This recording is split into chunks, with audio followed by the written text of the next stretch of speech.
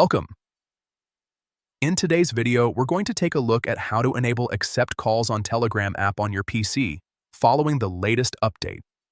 This feature makes it super easy to take voice calls directly from your desktop without reaching for your phone. Let's jump right into it. First, open your Telegram app on your computer. Once it's up and running, look at the top left corner of the window. You'll see three horizontal lines. They're your menu button. Click on those three lines to open the main navigation panel. From here, look for Settings and click on it. This section is where all your account preferences live, including privacy, devices, and notifications. Once you're inside Settings, go ahead and find Notifications and Sounds. That's the area where you can manage alerts for messages, group updates, and calls. Now scroll through until you see the option that says Accept Calls on this device.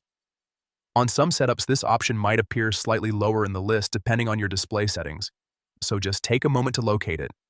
Once you find it, click the toggle to enable it. The switch will turn on, confirming that your computer is now ready to receive Telegram calls. That's it, you've now successfully enabled Accept Calls in your Telegram PC app. You can answer incoming calls directly on your desktop